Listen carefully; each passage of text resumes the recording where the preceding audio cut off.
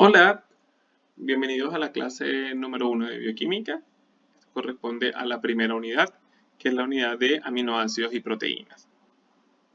Esta unidad va a estar, para esta primera clase, vamos a ver estos tres primeros conceptos: definición, clasificación y propiedades físico-químicas.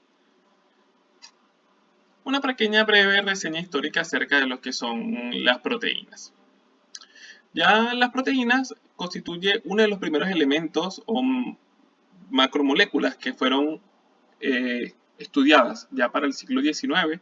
Inició el estudio de las proteínas y ya los investigadores señalaban que los productos naturales que contenían nitrógeno eran esenciales para la vida. Y el nombre proteína proviene del griego proteios, que significa primario, ya que de ahí, digamos que de ahí provenía la vida. Importante que dentro de estas conclusiones ellos decían que si una proteína nosotros la digeríamos, es decir, la cortábamos en sus unidades más simples, damos lugar a los aminoácidos, los cuales fueron descubiertos formalmente alrededor del año 1830. Importante, las proteínas son llamadas polímeros. ¿Por qué? Porque ellas son unas estructuras muy grandes que están constituidas por unidades repetidas de una molécula muy chiquitita que se llama monómero. Entonces imagínense que esto es como un collar de perlas, ¿no? Y cada pelotita del collar de perlas es lo que se llama el monómero. Y todo el collar de perlas completo, junto, se denomina el polímero. Entonces, para este caso, la proteína es un polímero de aminoácido. Estamos claros que el aminoácido es el monómero de la proteína. Este término también aplica para el caso de los carbohidratos, donde tenemos polisacáridos como el polímero y monosacáridos, la unidad más simple, y para el caso de los ácidos nucleicos. Vamos a ver qué son esos aminoácidos. Los aminoácidos tienen una definición bastante clara. Ellos son ácidos carboxílicos con un sustituyente alfa-amino. Ahora bien, vamos a digerir un poco esta definición. Recordamos que los ácidos carboxílicos y en líneas generales los componentes orgánicos, su nombre viene dado por la presencia de un grupo funcional. Los ácidos carboxílicos poseen entonces en su estructura algo que se llama grupo carboxílico. Este grupo carboxílico es la estructura que se encuentra acá. Es este carbono que posee por un lado doble enlace con el oxígeno y por otro lado se encuentra enlazado con un grupo hidroxilo, con un OH, como habitualmente uno le dice. Ahora bien, dentro de la estructura orgánica que posee el grupo carboxílico se encuentra un grupo amino. Este es el grupo amino, un nitrógeno que está unido con grupos hidrógenos. Ahora, cuando nosotros tenemos dos grupos funcionales, siempre hay uno que prevalece más.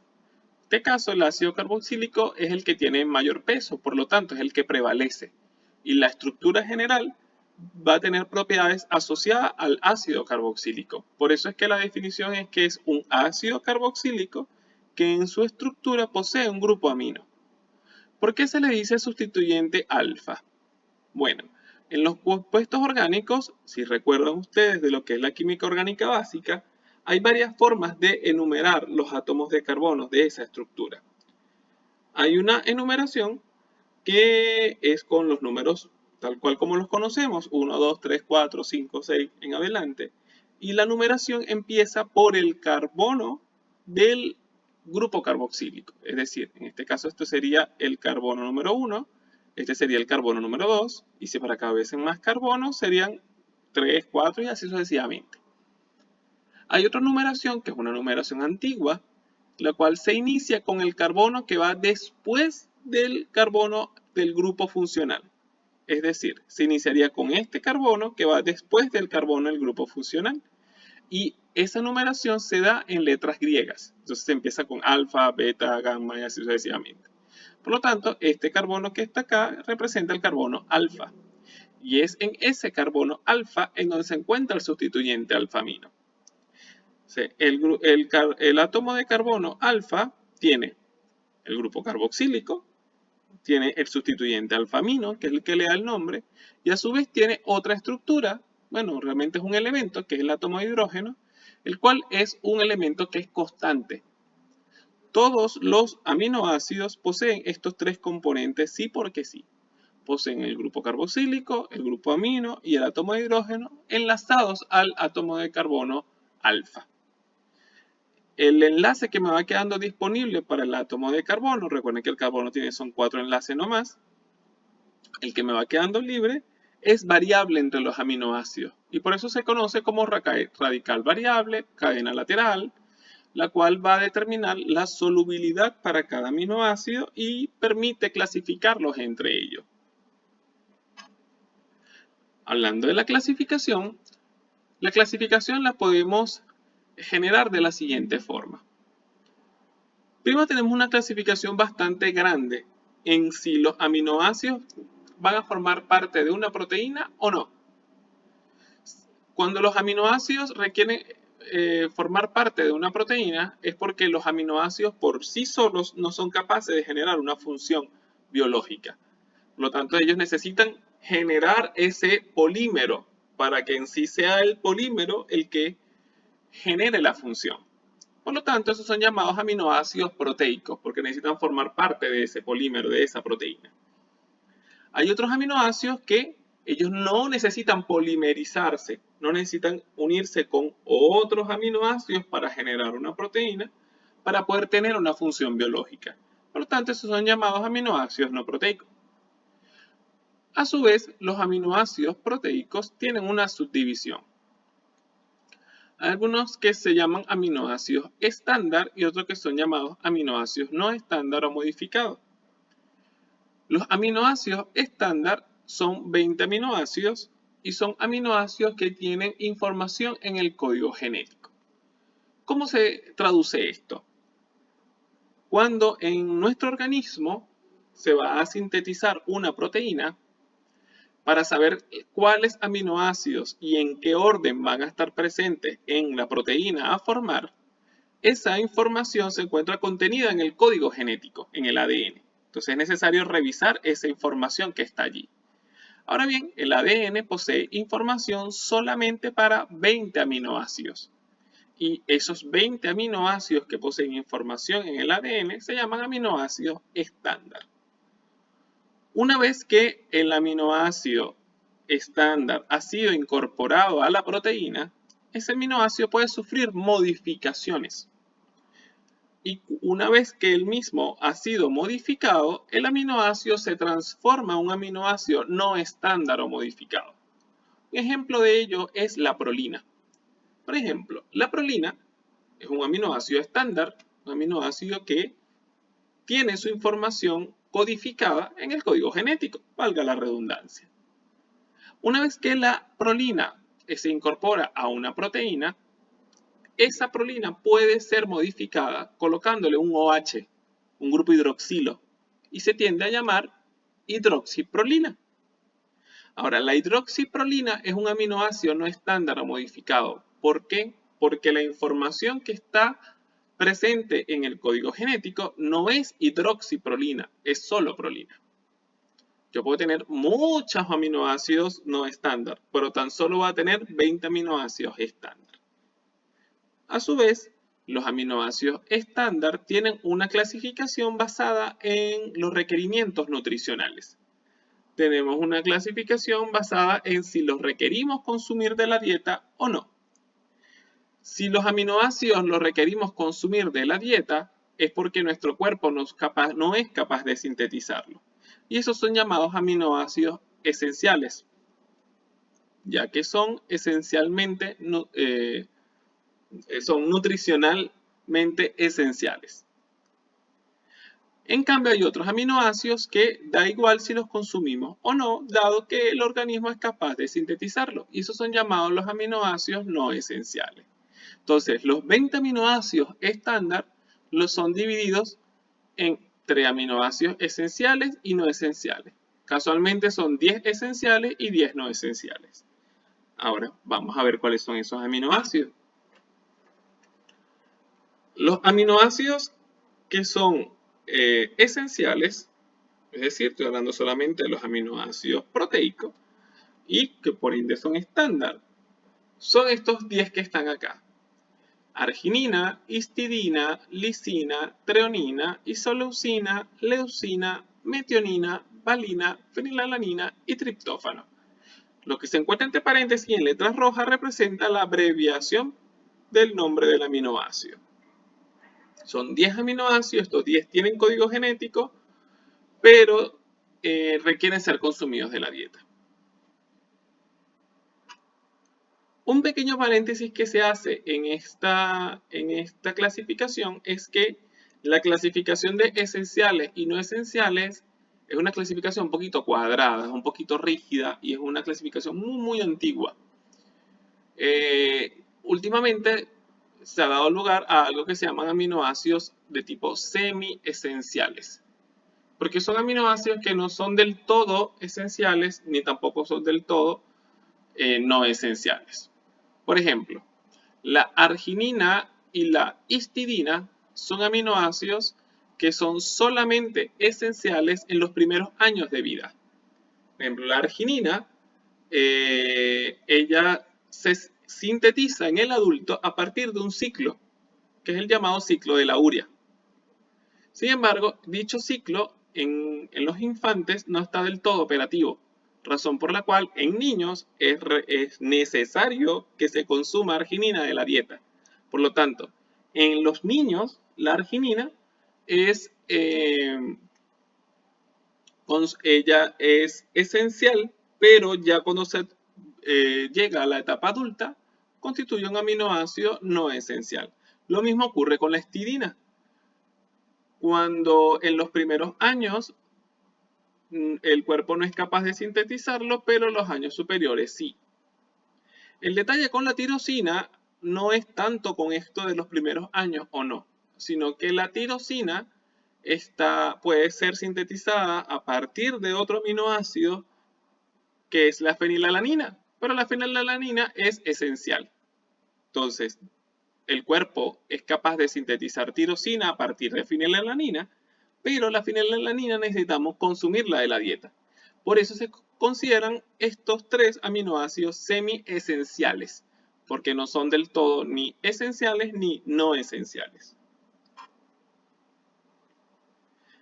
En cuanto a los aminoácidos no esenciales, son los que nosotros no requerimos consumirlos de la dieta, porque el cuerpo es capaz de sintetizarlo, son estos otros 10. También son proteicos, forman parte de proteína, son estándar igualmente porque poseen información en el código genético. Aquí tenemos el aspartato, el glutamato, la asparagina, la glutamina, la cisteína, la serina, la alanina, la glicina, la prolina y la tirosina. A su vez, nosotros podemos seguir con otras clasificaciones, pero no tanto con que si requerimos consumirlos o no en la dieta, si poseen o no poseen código genético, sino con la naturaleza de la cadena lateral R. Si recuerdan de la definición, les comenté que el átomo de carbono alfa, el que está asociado al grupo carboxilo, este es el grupo carboxilo, el que le da lugar al ácido carboxílico del aminoácido, del grupo amino, este es el hidrógeno. Todos lo poseen, pero se diferencian en el cuadrito amarillo que está aquí abajo, que es la cadena lateral R. Hay aminoácidos que en la cadena lateral R tan solo poseen átomos de hidrógeno y átomos de carbono. Esos son los aminoácidos con cadenas laterales alifáticas, porque no hay nada especial en la cadena lateral. Todo es un átomo de hidrógeno o un átomo de carbono. No hay más nada que decir ahí. Solo son estos aminoácidos: glicina, alanina, valina, leucina e isoleucina. Siguiendo la clasificación de la estructura según la estructura del grupo R, tenemos el aminoácido prolina, que sigue siendo una cadena lateral alifática, es decir, lo que está aquí abajo es puro carbono e hidrógeno, pero a diferencia de los aminoácidos anteriores, ellos tienden a formar un anillo, se tienden a anillar, a ciclar, y esto genera un grupo imino.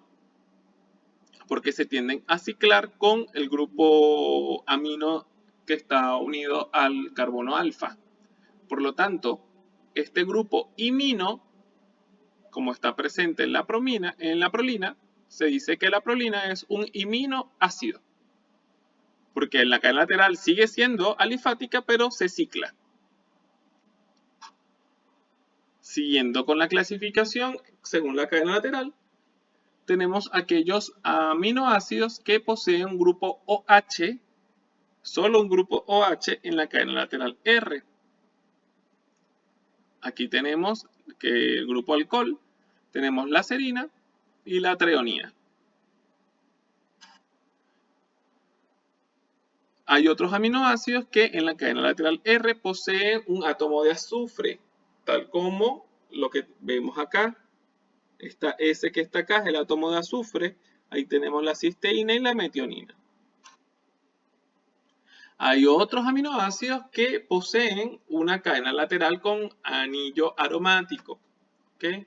Que poseen este anillo hexagonal que está acá. Ahí tenemos la fenilalanina, el triptófano y la tirosina. Estos son llamados los aminoácidos aromáticos también.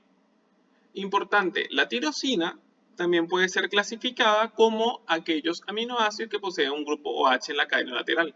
El detalle está que la tirosina, el OH con este anillo hexagonal, predomina más la estructura completa, que es el grupo fenilo. ¿Ok? El grupo hexagonal con el OH.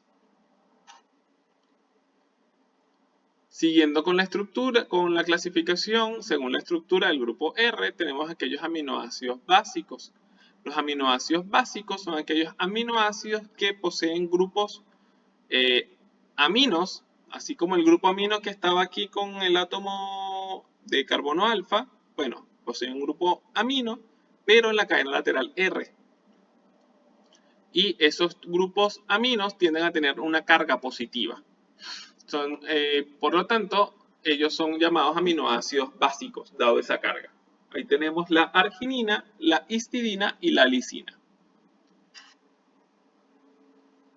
A su vez, acá tenemos los aminoácidos ácidos, que vienen siendo como contrario a los anteriores. Aquí tenemos el ácido aspartico y el ácido glutámico, porque son aminoácidos que en vez de tener un grupo amino en la cadena lateral, poseen un grupo carboxilo en la cadena lateral. Son estos dos nada más, el ácido aspartico y el ácido glutámico. Ahora, cuando este grupo carboxílico se combina, no sé si ven en la lámina anterior, tenemos el grupo carboxílico. Y este grupo carboxílico se combina con grupos aminos. Todo este grupo funcional es una amida que proviene de los ácidos anteriores. Entonces, del aspartato se proviene la asparagina y del glutamato proviene la glutamina. Entonces, eso vienen siendo los aminoácidos ácidos porque ellos tienen carga negativa. Y a partir de esos aminoácidos ácidos, aspartato y glutamato, vienen sus respectivas amidas, que son las que están acá, asparagina y glutamina. Amidas, ¿por qué? Porque poseen estos grupos funcionales que son amidas. Recuerden que ya les comenté esto, los grupos R con carga positiva son los que tienen carga positiva aquí abajo, arginina, histidina y lisina. Y carga negativa son los que tienen carga negativa aquí abajo, ácido aspartico, ácido glutámico. Son los únicos aminoácidos que son cargados.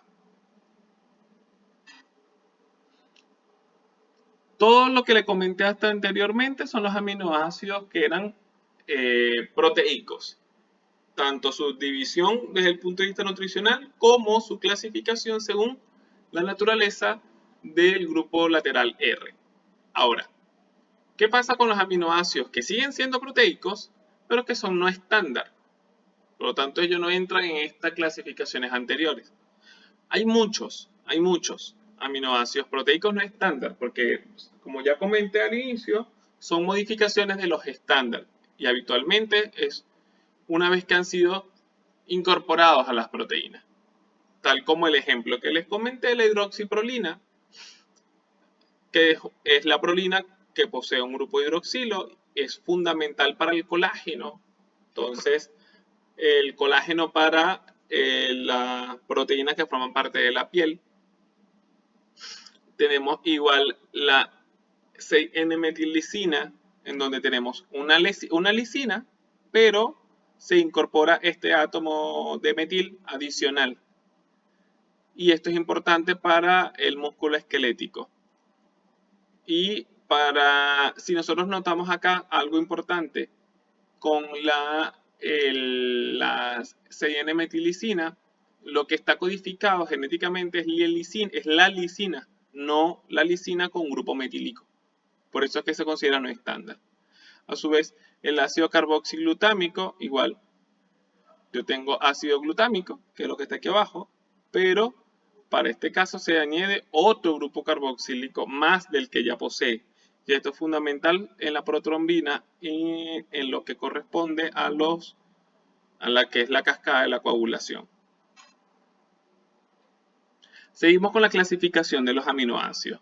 Les hablé en cuanto a la clasificación asociada con desde el punto de vista nutricional, desde el punto de vista de la cadena lateral R, si son estándar, no estándar, proteicos, no proteicos. Ahora hablemos en base a lo que es la solubilidad. En cuanto a la solubilidad, depende de la propiedad que tengan los aminoácidos de formar puentes de hidrógeno. Si recuerdan ustedes que los puentes de hidrógeno son enlaces que se generan entre dos moléculas teniendo un hidrógeno de intermedio. Importante de que este átomo de hidrógeno se tiene que dar entre dos moléculas altamente electronegativas. Es decir, tiene que darse entre dos oxígenos, por ejemplo, entre un oxígeno y un nitrógeno, o entre dos nitrógenos, o entre un oxígeno y un átomo de azufre. Normalmente nos bandeamos entre esos átomos desde el punto de vista bioquímico. O sea, no puede ser entre carbono, por ejemplo, no puede estar incorporado ahí. Siempre estos átomos, estos enlaces que están acá, que son los puentes de hidrógeno, son unos enlaces que son débiles, pero tienden a generarse solo si cuando el átomo de hidrógeno está en medio de estas dos moléculas altamente electronegativas. Bien, los aminoácidos tienden a ser solubles en agua ya que forman parte de estos puentes de hidrógeno. Sin embargo, no todos tienden a formar puentes de hidrógeno. Y de eso va a constituir un hecho fundamental en cuáles aminoácidos pueden formar parte de ciertas proteínas o no. En cuanto a la polaridad del grupo R, tenemos aquellos aminoácidos que son no polares, es decir, aminoácidos que no son capaces de formar puentes de hidrógeno, porque no poseen átomos altamente electronegativos en su cadena lateral R. Ahí teníamos los que tenían cadenas laterales alifáticas, ellos no son capaces de formar puentes de hidrógeno porque no hay átomos altamente electronegativos acá abajo. El caso de la metionina, ella posee un átomo de azufre, pero el átomo de azufre no posee enlaces disponibles para generar enlaces de hidrógeno. O sea, igual está el átomo, pero no está disponible. Si fuera terminal, ahí sí estaría formando parte de un enlace de hidrógeno. Seguimos con los no polares. Vean que son moléculas. Aquí tenemos esto, la glicina, la prolina, fenilalanina, el triptófano, valina. Son moléculas que aquí abajo no tienen con qué formar el puente de hidrógeno. Ahora lo que hablamos con los que sí son capaces de formar puentes de hidrógeno, se dividen en los que tienen carga y los que no. Entonces los que no tienen carga, ni positiva ni negativa, tenemos la cisteína. Vean la diferencia de que si tiene un átomo de azufre, el átomo de azufre, recuerden, tiene dos enlaces, y aquí tiene uno disponible para formar puente de hidrógeno. La serina, la treonina, la asparagina, la glutamina, la tirosina. Y luego están los polares con carga. Los polares con carga, recuerden que son los aminoácidos cargados, aspartato, el glutamato. Esos aminoácidos, igualmente, creo que no está la diapositiva, Voy a irme para acá rápido. Estos aminoácidos. Estos aminoácidos son polares con carga. ¿Ok? Que está en otro lado. Apartato y glutamato, carga negativa. Y los polares con carga positiva, arginina, histidina y lisina.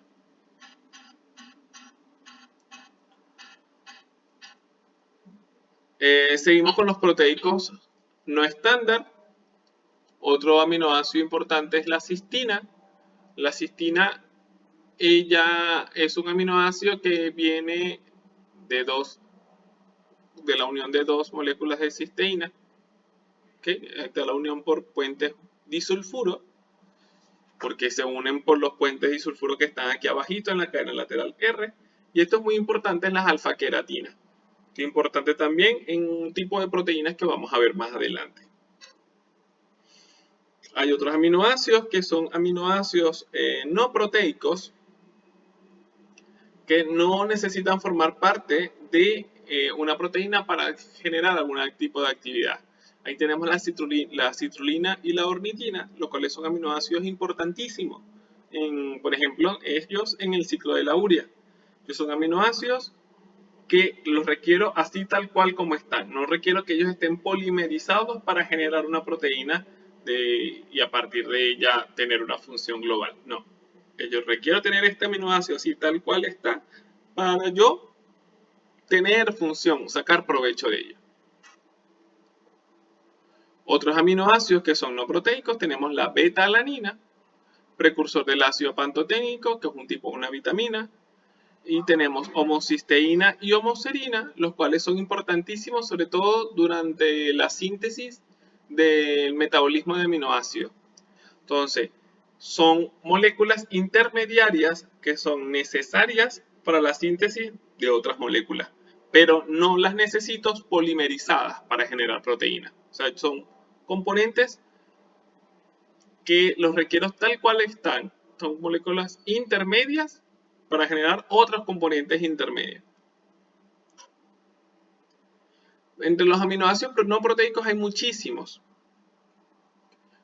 pero tendría que tener una lista sumamente extensa de ellos. Esto es más que todo información como complementaria. Ahí tenemos, por ejemplo, el ácido de glutámico, la de alanina, la de serina, canavanina, la cianoalanina. Estas son moléculas que se encuentran en muchísimos lados. Paredes bacterianas, larvas, gusanos, toxinas. Allá, al final uno siempre se enfoca más que todo en las que son de naturaleza, en la que es el cuerpo humano, ¿no? Pero para que sepas que tiene una extensión bastante grande. Eso con lo que corresponde a la clase número 1. Espero que le saquen bastante provecho. Recuerden repasar conceptos de aminoácidos, la clasificación de los aminoácidos, cómo los puedo yo diferenciar a ellos según los distintos criterios. ¿Cuáles son los criterios? Desde el punto de vista nutricional, desde el punto de vista de las características que posean la cadena lateral R y desde el punto de vista de la polaridad. Nos vemos en la próxima clase, que es la clase número 2, donde hablaremos de las propiedades físico-químicas, ionización de los aminoácidos y las soluciones amortiguadoras a buffer. Que se encuentren muy bien.